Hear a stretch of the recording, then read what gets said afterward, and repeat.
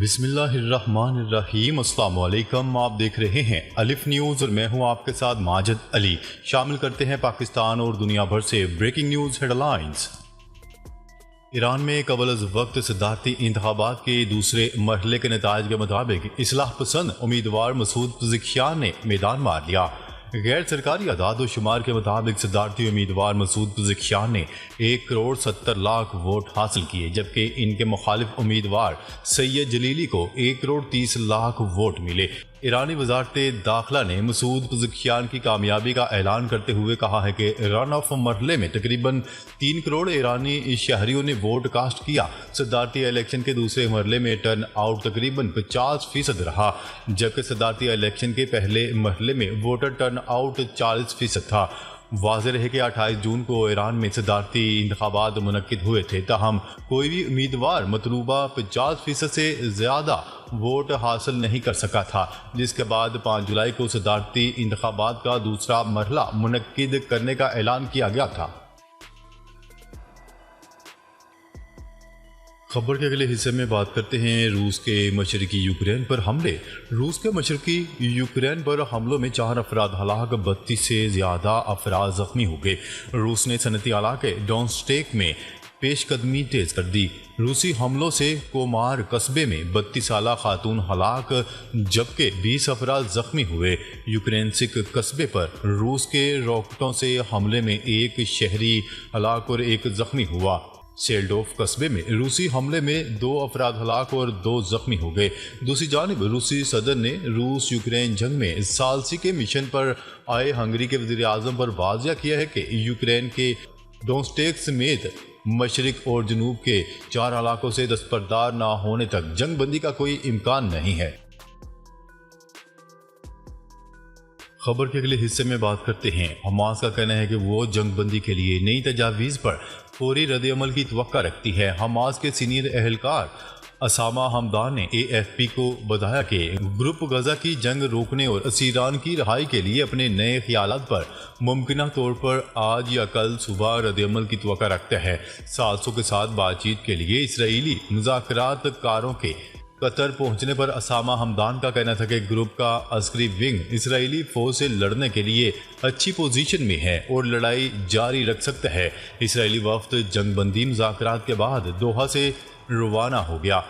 Al Jazeera ذرائع نے روئٹر اور ٹائمز آف اسرائیل کو بتایا ہے کہ جاسوسی کے سربراہ ڈیوڈ برنیا کی قیادت میں ایک اسرائیلی وفد غزہ جنگ بندی مذاکرات پر قطری ثالثوں سے ملاقات کے بعد دوحہ سے روانہ ہو گیا۔ اسرائیل کے موساد کے سربراہ نے غزہ میں خون ریزی کے خاتمے کے لیے ایک نئے دباؤ کے درمیان سفر کیا تھا، کیونکہ اسرائیل اور حماس دونوں نے ثالثوں کے ساتھ دوبارہ بات چیت شروع کی تھی۔ یہ اس وقت سامنے آیا جب بدھ کو حماس نے کہا تھا کہ اس نے قطری، مصری اور ترک ثالثوں کو جنگ بندی اور قیدیوں کے تبادلے کے معاہدے تک پہنچنے کے بارے میں نئے خیالات پیش کیے ہیں۔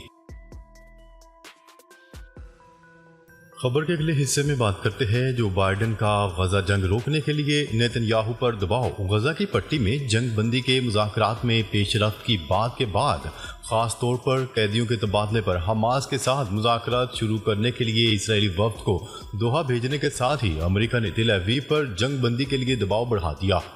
امریکہ کی کوشش ہے کہ تل ابیب پر کسی ایسے حل تک پہنچنے کے لیے دباؤ ڈالا جائے جس سے 9 ماہ سے جاری جنگ کا خاتمہ ہو سکے۔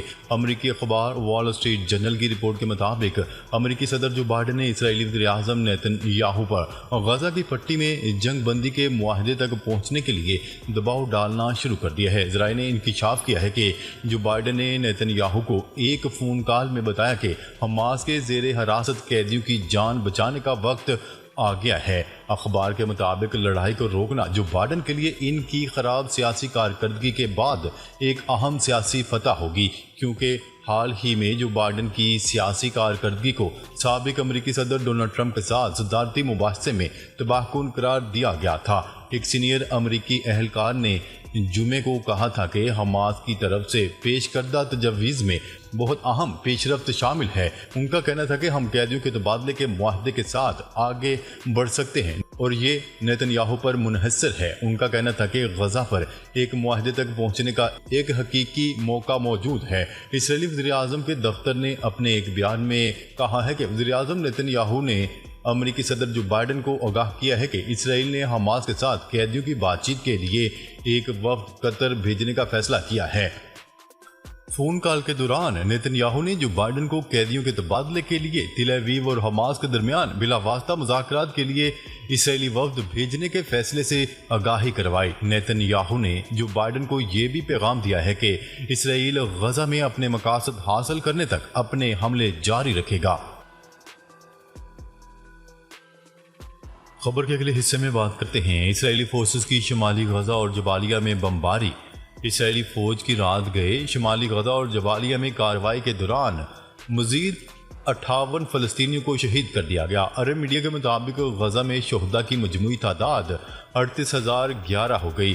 87,445 فلسطینی زخمی ہے۔ خان یونس کے واحد فعال نصیر ہسپتال میں چند گھنٹوں کا ایندھن باقی رہ گیا۔ کویتی ہسپتال بھی چند گھنٹے میں بند ہو سکتا ہے۔ دوسری جانب اسرائیل نے مغربی کنارے میں 3 نئی یہودی بستیاں قائم کرنے کی بھی منظوری دی ہے۔ خبر کے اگلے حصے میں بات کرتے ہیں برطانیہ اب بھی دشمن ملک رہے گا۔ برطانیہ میں نئی حکومت آنے پر روس کا رد عمل۔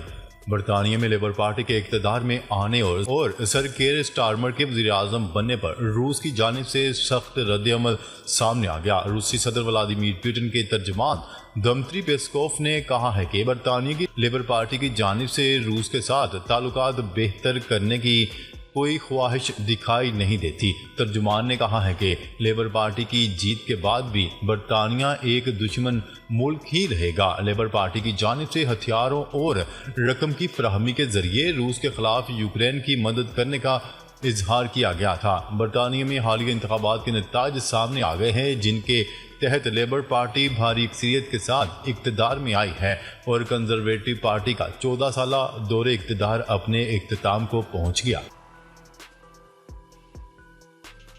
خبر کے اگلے حصے میں بات کرتے ہیں مودی سرکار کا بھارتی اقلیتوں پر نئے فوجداری قوانین کا نفاذ۔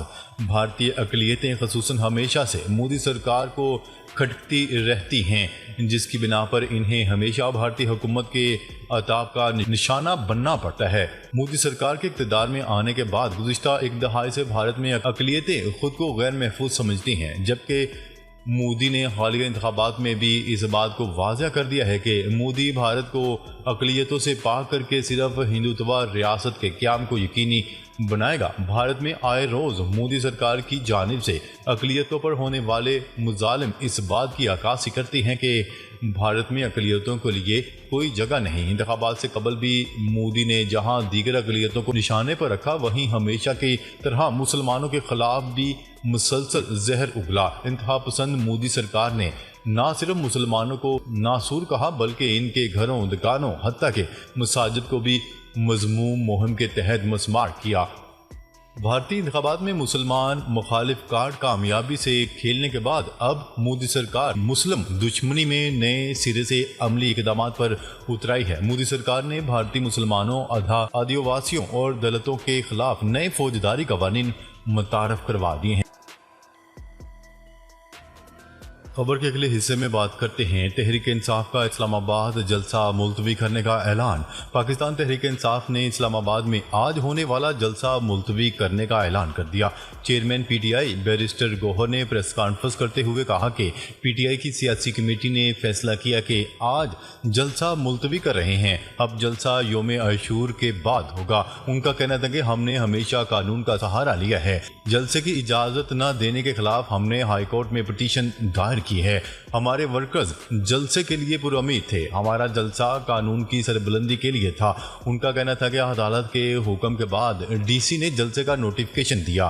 ہائی کورٹ کی ہدایت پر ہونے والے نوٹیفیکیشن کو معطل کرنے کا اختیار ڈپٹی کمشنر کے پاس نہیں۔ ان کا کہنا تھا کہ جس لیٹر کو بنیاد بنا کر نوٹیفیکیشن معطل کیا گیا ہے، اس لیٹر کو ہائی کورٹ میں پیش کرنا چاہیے تھا۔ بیرسٹر گوہر کا کہنا تھا کہ بانی پی ٹی آئی عمران خان کے بغیر کوئی سیاسی عمل مکمل نہیں ہو سکتا۔ آئین اور قانون کی بالادستی کے لیے ہم سب کوششیں کر رہے ہیں۔ ناظرین، اب تک کے لیے اتنا ہی۔